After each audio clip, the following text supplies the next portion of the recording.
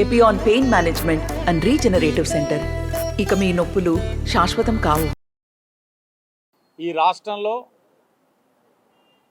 6,16,000 మంది unemployed youth, అంటే రాష్ట్ర సంఖ్యలోని మనం కానీ క్యాలిక్యులేట్ చేస్తే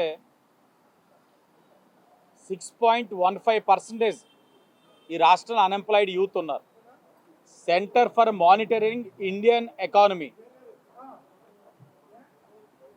35.1% అన్ఎంప్లాయిడ్ యూత్ అంటే ఇది భారతదేశంలోని సెకండ్ హైయెస్ట్. ఆంధ్రప్రదేశ్ జగన్మోహన్ రెడ్డి ఏం సాధించాడురా అంటే నిరుద్యోగ యువతిని సంఖ్య పెంచడంలోని నెంబర్ 2 కింద ఇది భారతదేశంలోని కీర్తి సాధించారు. ఈ రాష్ట్రంలో సుమారు 21,000 మంది యువత ఆత్మహత్య చేసుకోవడం జరిగింది. దీన్ని సాక్షాత్తు జగనన్న వదిలిన బాణం వైఎస్ షర్మిల గారు రీసెంట్గా ధర్నా చేశారు ఏపీపీఎస్సీ ఆఫీస్ విజయవాడ. అక్కడ ఆవిడ చెప్పిన మాట ఇది.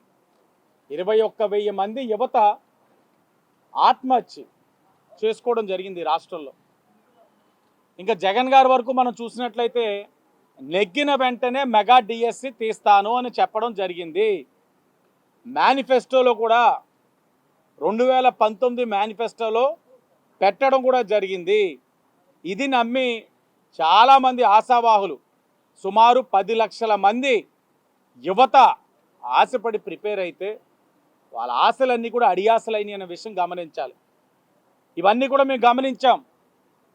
ఎన్డీఏ కూటమిగా మేము గమనించాం కాబట్టే ఎన్డీఏ కూటమి ఇచ్చిన మేనిఫెస్టోలో 2024 ఎన్డీఏ కూటమి అధికారంలోకి వచ్చిన వెంటనే మొట్టమొదటి సంతకం మెగా డిఎస్సి పైన పెట్టబోతా ఉన్నారు నారా చంద్రబాబు నాయుడు గారు. అలా ఏటా మెగా డిఎస్సి అన్నారు, అది ఆ చివరాఖరికి దగా డిఎస్సి అయిపోయింది. ఏం చూసినా మాయే, మాయా జగన్ మావయ్య కాదు మాయ, అంతా కూడా మాయే. ఇంకా జాబ్ క్యాలెండర్స్ గురించి చూస్తే మనం జనరల్గా జోక్ ఆఫ్ ద ఇయర్ అనుకుంటాం, కానీ ఇది జోక్ ఆఫ్ ద డికేడ్. ప్రతి సంవత్సరం జాబ్ క్యాలెండర్ అన్నారు. ఎక్కడైనా ఒక్క జాబ్ క్యాలెండర్ అయినా ఇవ్వడం జరిగిందా? ఆన్ రికార్డ్ ఎక్కడైనా ఇచ్చారా? పైపెచ్చు వాళ్ళు అంటారు మేనిఫెస్టోనే దైవం, మేనిఫెస్టో మాకు దైవ స్వరూపం అని. మరి మేనిఫెస్టో అమలుపరిచినప్పుడు దైవం లాంటి మేనిఫెస్టోని నువ్వు గౌరవించినప్పుడు నువ్వు ఇప్పుడు 2024లోని వైఎస్ఆర్ కాంగ్రెస్ పార్టీ మేనిఫెస్టో ఇస్తా ఉన్నావు. జనాలు ఎలా నమ్ముతారు మిస్టర్ సీఎం? యువత ఎలా నమ్ముతారు జగన్? నిన్ను ఇంకా నమ్మం జగన్. యువత నమ్మే పరిస్థితుల్లో లేరు. ఇన్ని జరిగినాయి. మెగా డిఎస్సి తీస్తానన్నారు, తీలా. ప్రతి సంవత్సరం జాబ్ క్యాలెండర్ అన్నారు, ఇవ్వలా. యువత ఎంత నిరుత్సాహంతో ఉన్నారు, నిస్పృహలో ఉన్నారు. మరి వాళ్ళకి ఏదో ఒకటి చెయ్యాలనే ఆలోచన ఉన్న ముఖ్యమంత్రి అయితే ఈ మేనిఫెస్టో 2024 వైఎస్ఆర్సీపీ మేనిఫెస్టోలో అయినా డిఎస్సి గురించి అయినా పెడతారా అంటే దాంట్లో కూడా మెగా డిఎస్సి గురించి ప్రస్తావన లేదు. మరి ఆయన నమ్మకం ఏంటో అర్థం కావట్లే. అంటే ఆయన ఉద్దేశంలో వీళ్ళు ఓటర్లు కాదు, మా ఓటర్లు వేరే అని అనుకుంటా ఉన్నారేమో, మరి ఏమి తెలియట్లా. ఇంకా ఈ నగరం గురించి వద్దాం. ఈ నగరం గురించి మేము అడిగేది ఏంటంటే యువత అందరూ కూడా ఐటీ జాబులు, ఐటీ పార్క్స్ తెమ్మని అడుగుతూ ఉంటే ఆ పార్క్ అన్న మాట ఒక్కటే భరతరామ్కి బాగా ఎలిగినట్లుంది.